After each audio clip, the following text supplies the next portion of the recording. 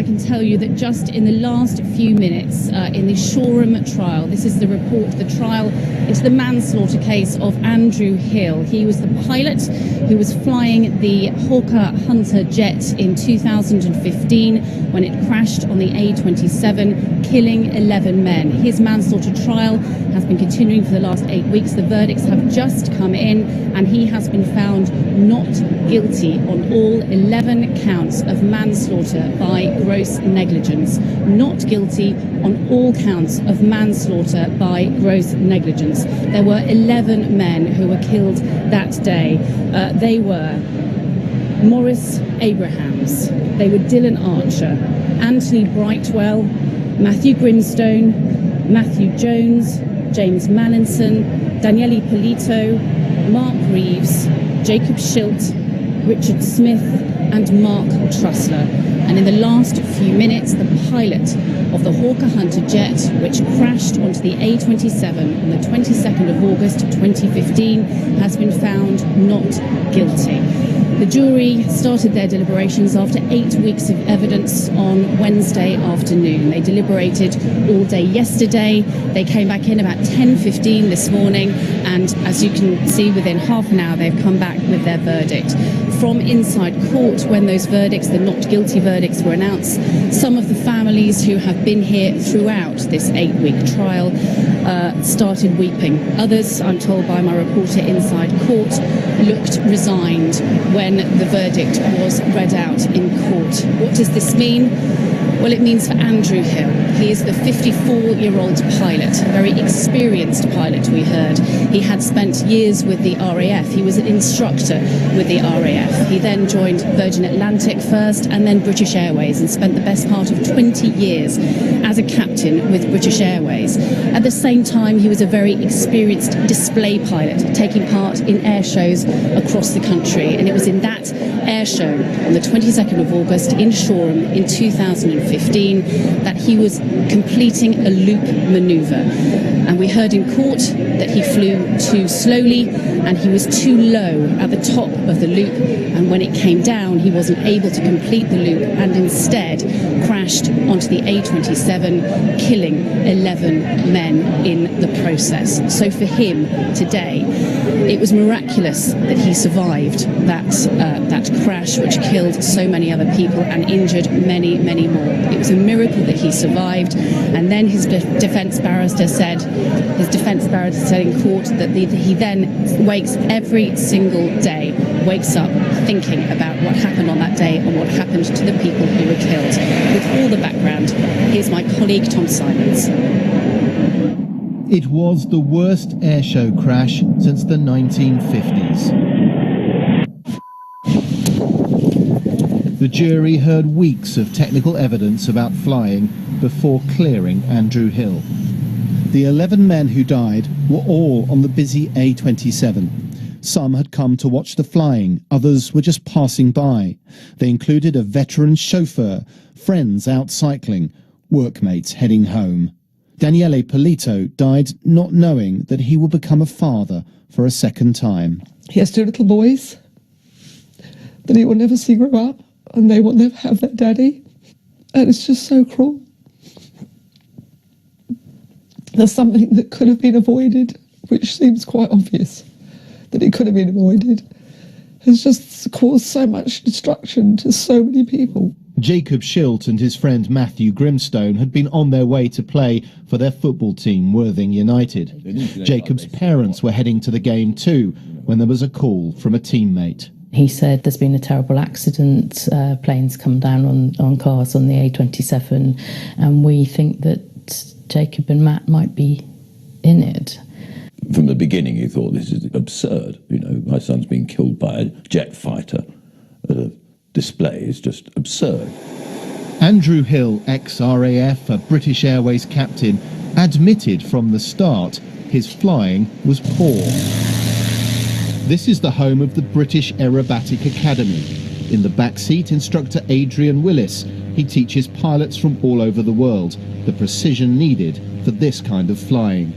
We're about to fly a loop. When we get to the top of the loop, before we pull towards the ground, we want to make sure we've got enough height to do so. It's a particularly particularly if you're low level in a display. It's called the gate height, a crucial check on the way up. And we want to see that we've got to at least 2,000 feet before we commit to the figure. As a civilian, it's hard to think straight when you're upside down, but that check should be instinctive for fighter pilots. Yet Andrew Hill never made his gate height. He was 1,000 feet too low. What could he have done? Here's another loop, but this time Adrian aborts a roll and we're safe the right way up.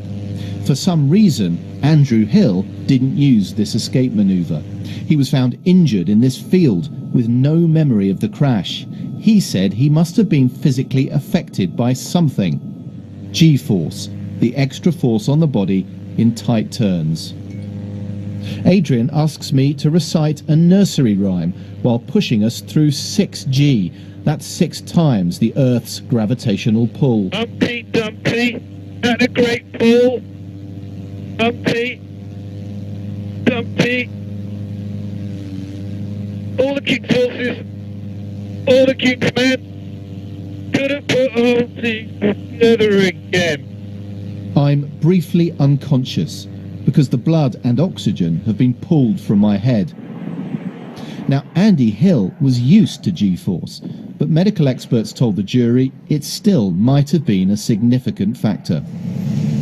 Vintage aircraft are incredibly popular at air shows. They can attract young people to careers in aviation. They keep history alive. But these planes are not flown by the RAF. They're operated by companies and charities, and Shoreham has raised big questions about safety. This air display team currently can't fly aerobatics in air shows over land. And after years of concentrating on protecting the safety of crowds at an air show, now regulators are looking at the risks to people in surrounding areas. At the end of the day, we have to be hugely sympathetic to what's happened, and due process needs to take place, and we expect that regulations will change, and it's our duty as trustees, custodians of these aircraft, to work within those regulations that are put before us and continue as best we can to display these heritage assets to the public.